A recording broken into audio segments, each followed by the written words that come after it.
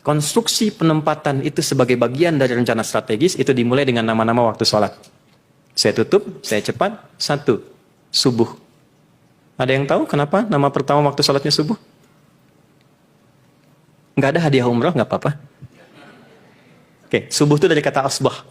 Asbah itu artinya yang siap dengan rencana. Quran surah ke-81 ayat 18, "Was-subhi idza tanaffas." Bersamaan dengan tibanya waktu subuh, dengan nafas yang kau keluarkan, masuk dan keluar itu, belajarlah dari tumbuhan yang sudah punya rencana mengeluarkan kebaikan dengan oksigen. Belajar dari matahari yang sudah memecah kegelapan malam dan mengeluarkan sinar-sinar dengan membawa manfaat-manfaat yang baik. Maka setidaknya, kalau orang Arab tanya kaifa asbahtum, bukan hanya kayak bagaimana kabarmu pagi ini, tapi maksudnya engkau punya rencana apa yang akan dieksekusi di hari ini sampai engkau tidur lagi. Kenapa waktu sholat pertama disebut subuh? Memberi kesan orang Islam itu nggak boleh bangun tidur tidak punya rencana prioritas yang jelas. Jadi nggak ada ceritanya begini, jam 7 nanti apa ya? Jam 8 gimana ya? Tidak, Anda susun jam 7 mau ngapain? Jam 8 di mana? Ada rumusan pekerjaan apa? Mana yang paling prioritas? Mitigasikan. Ya, sehingga putusan keluar kapan, diselesaikan kapan? Itulah subuh. Nah, sebelum dijalani datang kepada Tuhan lewat sholat.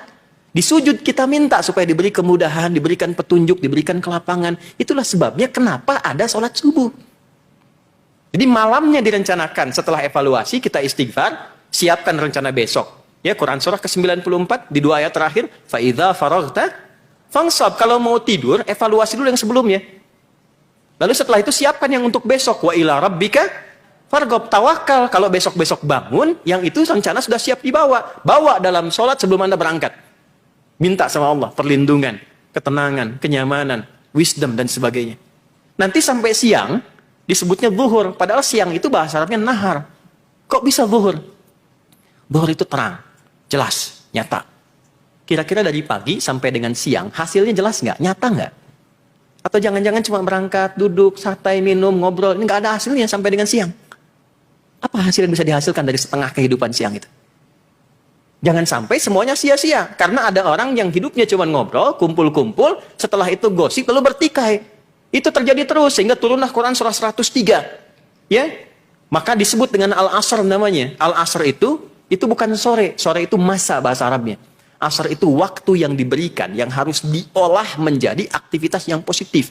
Ini ada orang yang cuma datang, kumpul-kumpul, ngobrol-ngobrol, nggak ada isinya, lalu bertikai. Maka turunlah wal-asr. Aku bersumpah, kata Allah, aku berikan kepada engkau investasi waktu itu untuk engkau olah menjadi kegiatan positif. Innal insana, sungguh manusia yang beraktivitas itu lafi khusr, akan cenderung berada dalam kerugian kalau tidak mampu mengolah apa yang aku berikan kepadanya menjadi kegiatan-kegiatan positif. Illal ladzina amanu, kecuali orang beriman. Orang beriman itu, apa ciri utamanya? Wa amilus shalihat. Imannya mendorong dia pada semua kegiatan-kegiatan positif yang bernilai baik. Dari boleh memandang, berbicara, mendengar, sampai terakhir membuat putusan-putusan yang baik. Jadi kalau Bapak Ibu mengaku beriman, maka iman itu akan bekerja ketika Anda menunaikan profesi Anda. Nggak akan ditemukan isu integritas dan selalu punya prioritas dalam berkehidupan. Setelah itu maghrib itu gurub, tenggelam. Anda sekarir sehebat apapun, pada akhirnya akan muncul masa-masa di akhirnya. Sehingga muncul isya. Ada asya, ada isya. Asya itu masih sibuk kayak gini sekarang. Aktivitas. Fatahnya masih di atas. Ini saya jurusan utamanya di bahasa Arab untuk mendalami bahasa Quran. Ya, jadi dan disertasi saya yang terakhir ini yang saya tulis, itu menganalisis bahasa Al-Quran 30 juz. Ya, dengan kedalaman di dalamnya. Ya, ini yang paling menarik itu. Jadi yang paling hebat menarik di bahasa Arab itu harakat pun punya artinya. Jadi kalau di atas itu masih terbuka. Kalau turun ke bawah itu sudah mengecil dan hilang. Asya itu sibuk, masih beraktivitas. Isya hilang kesibukan karena habis. Sesibuk apapun aktivitas Anda, pada akhirnya kita akan selesai. Mata terpejam, kemudian tertidur, dan yang kita bawa dalam tidur kita adalah kenangan dan legasi-legasi yang kita hasilkan selama kita beraktivitas tadi. Anda sekarang masih sibuk, masih beraktivitas, pada akhirnya akan selesai, dan puncak selesainya kembali kepada Allah Subhanahu wa Ta'ala. Jadi siapkan rencana yang baik, nyatakan hasilnya dengan jelas, Jangan sampai ada waktu yang terbuang dan sia-sia. Ingat, sesibuk apapun pasti akan ada di purnanya maghrib dan pada puncaknya kembali kepada Allah.